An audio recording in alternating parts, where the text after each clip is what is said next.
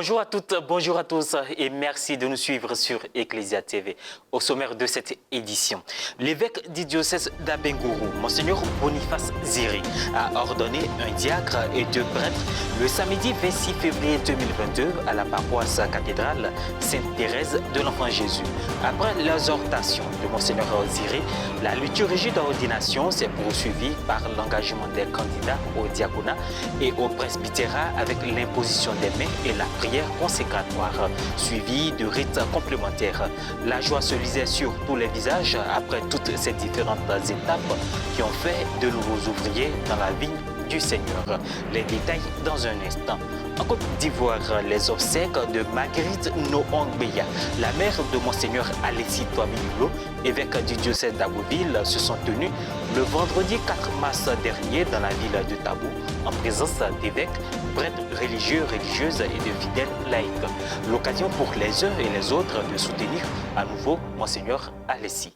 Le samedi 26 février 2022, en la paroisse cathédrale Sainte-Thérèse de l'Enfant Jésus dans le diocèse d'Abengourou, l'ordinaire du lieu, Monseigneur Boniface Ziri, a ordonné un diacre et 2 prêtres. Il s'agit de l'abbé Kanga Bosson Henri Joël pour le diaconat et les abbés Aonjo Jean Lopez et Bilé François pour le presbytérat.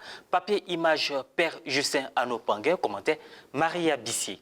Le samedi 26 février dernier, en la cathédrale Sainte-Thérèse de l'Enfant Jésus d'Abengourou, les abbés Aonjon Sanwon Jean Lopez de la dite paroisse et Bilé Tiemele François de la paroisse Saint-Paul du village d'Apoisseau ont été ordonnés comme prêtres de Jésus-Christ.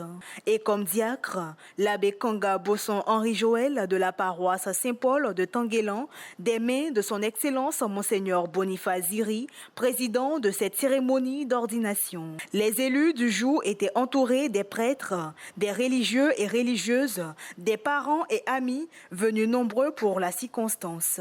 L'homélie de l'ordinaire s'est articulée autour de 3 points. L'évêque a remercié les parents, le presbytérium, les formateurs et l'auguste assemblée présente à cette messe d'ordination pour leur implication dans la formation des élus du jour. Merci d'être venus nombreux, car vous exprimez par votre présence massive combien vous attachez du prix au choix fondamental de ces 3 jeunes sortis de notre terroir diocésain et décidés, après une longue préparation dans nos séminaires, à prononcer un oui retentissant et définitif pour la louange de Dieu et le service de l'homme. Il a par la suite prodigué des conseils aux ordonnés et enfin a invité les personnes présentes à soutenir les nouveaux ordonnés dans leur ministère. Chers amis, les abbés Kanga, Bosson Henri Joël, Bilé Tiemele François, à son jour, Jean Lopez, je vous encourage à vivre l'amour du Christ et celui des autres au jour le jour. Après l'homélie, Monseigneur Boniface a procédé au rite d'ordination diaconale et presbytérale.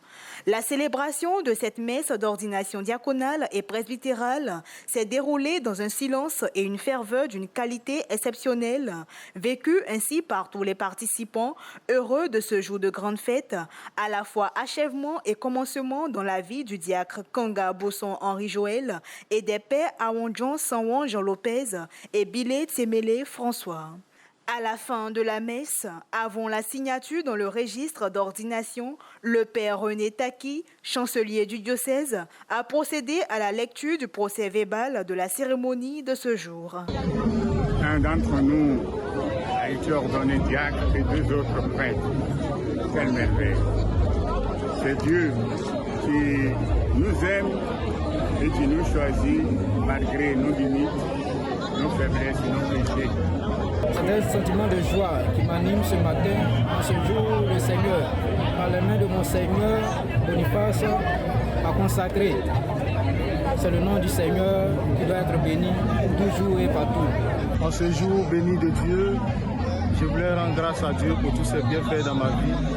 Lui dire merci et dire merci à mon Père évêque qui a eu confiance en moi pour me prendre auprès de lui comme collaborateur dans ce ministère que le Seigneur me confie aujourd'hui.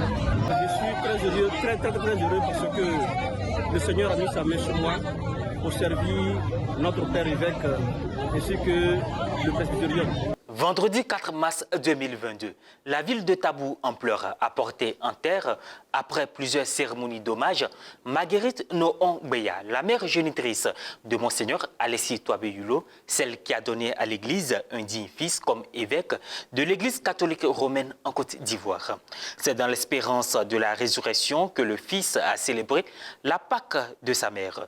L'illustre défunte a reçu les honneurs des funérailles chrétiennes en présence de 5 évêques et une foule de prêtres religieux et religieuses, hommes et femmes d'État, des chefs coutumiers et les fidèles chrétiens et hommes et femmes de bonne volonté venus dire un dernier adieu à maman Marguerite dans la cour de la paroisse Saint-Louis de Tabou. C'est dans une homélie teintée d'espérance et de paroles affectives à l'endroit de Monseigneur Alessi que le père Pacom Ndé Ndé, curé de la paroisse Saint-Charles-Borromée d'Azopé, dans le diocèse d'Agboville, s'est exprimé.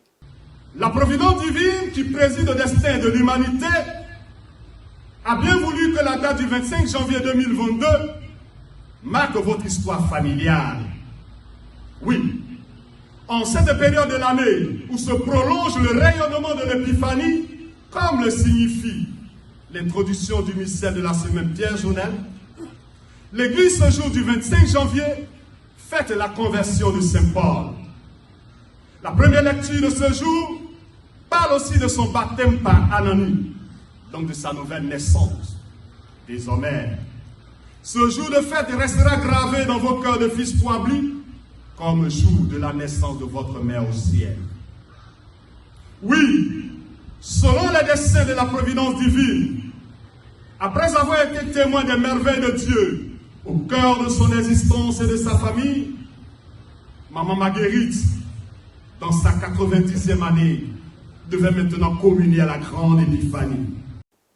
C'est sur la place publique de la ville de Tabou que la population s'est réunie pour prier Dame Marguerite Nohon Beya, la défunte mère de Monseigneur Alessi Touabé-Yulo, évêque du diocèse d'Agboville et administrateur apostolique du diocèse de Yamoussoukro. Aussi, ses frères dans l'épiscopat ont tenu à lui apporter leur soutien affectif et spirituel, à savoir nos seigneurs Jean-Jacques, évêque de San Pedro, Gaspard Bébigneba, évêque de Mans et administrateur apostolique du diocèse d'Odiéné, Bruno Yedo, du diocèse de Bondoukou. Cette veillée a vu également la participation du ministre de la Santé et de l'Hygiène publique, M. Pierre Demba, ainsi que de nombreux cadres de divers horizons. Elle a été présidée par le père Christian Etienne, administrateur de la paroisse Saint-Louis de Tabou et assisté du père Hervé Jésus, vicaire général du diocèse de Yamoussoukro. Au Vatican, à l'issue de la prière de l'Angélus dimanche 6 mars 2022, le pape François a renouvelé son appel pour l'ouverture de couloirs humanitaires en Ukraine, déplorant un nombre toujours plus important de victimes dans le pays en guerre, car il ne s'agit pas d'une opération militaire, précise le Saint-Père. Il salue ceux qui aident les réfugiés, mais aussi les journalistes sur le terrain. Je reprends cet appel pour qu'il y ait un corridor humanitaire qui facilite l'accession de l'aide aux personnes qui souffrent, pour offrir un secours vital aux frères et sœurs opprimés par les bombes et par la peur. Je remercie tous ceux qui sont en train d'accueillir réfugiés. Et j'implore que cessent les attaques armées et que prévalent les négociations. Ainsi prend fin cette édition. Merci de nous avoir suivis. Merci de rester sur Ecclesia TV.